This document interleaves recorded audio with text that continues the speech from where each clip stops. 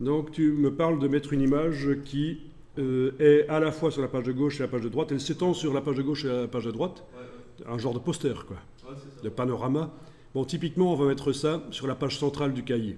Il faut savoir qu'un magazine est un assemblage de... C'est plusieurs cahiers ensemble.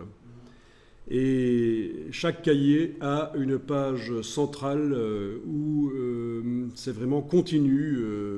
Ça, vous avez vu, dans tous les magazines, vous voyez que certaines des pages, si vous passez le doigt sur la reliure, vous voyez que c'est la même feuille, quoi. Ouais. Ce qui n'est pas le cas.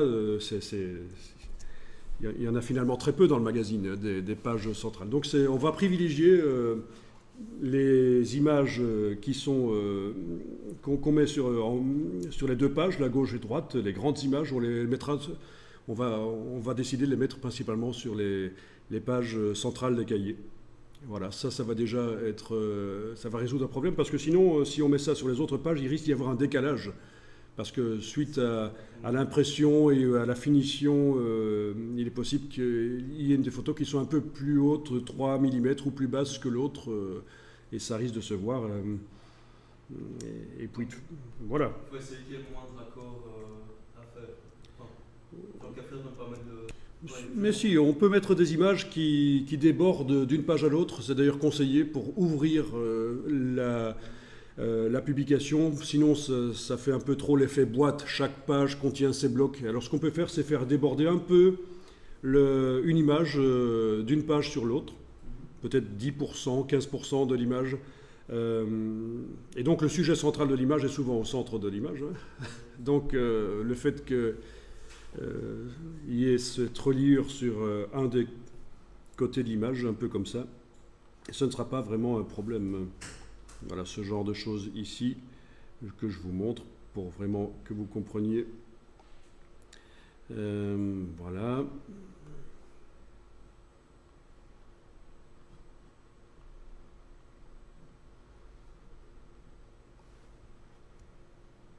Voilà, donc ça, évidemment, c'est le genre de choses qu'on rencontre assez souvent dans les magazines, et c'est un système de mise en page qui est conseillé pour être créatif et faire des mises en page agréables. Mais si c'est vraiment une photo...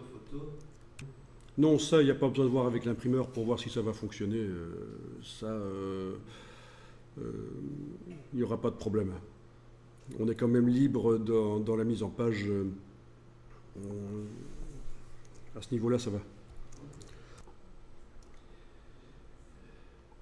Donc voilà, vous avez ici une illustration de ce qu'est le cahier, en fait. Hein. Mais ça, c'est le cahier à la manière de InDesign, quand on veut faire une sortie sur une imprimante pour faire une simulation de la publication, une espèce de maquette du magazine. Donc ce sont des cahiers qui comportent peu de pages, finalement. Ça, c'est la fonction fichier imprimer le cahier de InDesign.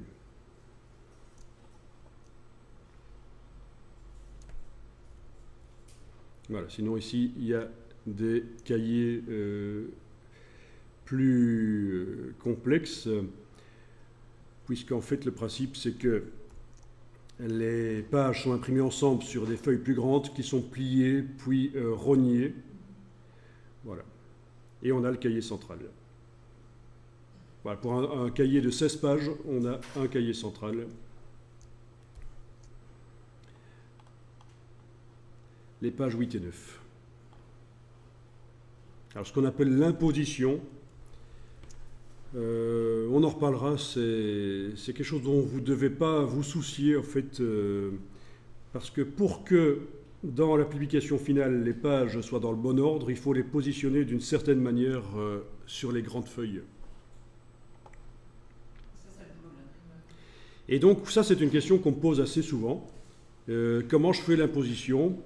Mais en fait, vous ne devez pas le faire, oui, parce que c'est une machine chez l'imprimeur qui le fait. C'est le RIP de l'imprimeur, l'ordinateur qui sert à transformer les publications en points de trame pour que ce soit imprimable en offset.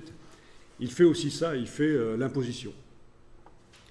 Il y a aussi des logiciels d'imposition qu'on peut se procurer. Si on doit faire ça sur des imprimantes jet d'encre, vous avez des imprimantes jet d'encre grand format, vous voulez faire de l'imposition, il y a des logiciels qui existent. Mais donc, ça ne se fait pas dans InDesign. Vous allez produire à l'imprimeur, vous allez lui donner un PDF avec les pages dans le bon ordre. Les doubles pages dans le bon ordre. Hein. On commence par la page 1, on termine par la 48 ou des choses comme ça. Et c'est lui, au départ du PDF, qui va faire l'imposition. Maintenant, il y a la fonction dans InDesign imprimer le cahier qui permet de faire une espèce de mini-imposition, d'obtenir à peu près ça sur des pages format A3, par exemple. Et après, voilà, vous allez pouvoir faire une maquette de la publication.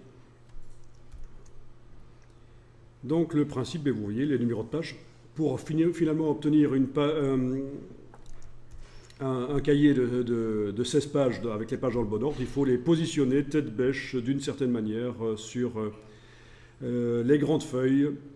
On a ici 4 grandes feuilles qui servent pour l'impression. Et alors vous avez différents types d'imposition suivant le nombre de feuilles par cahier. Ça va changer évidemment.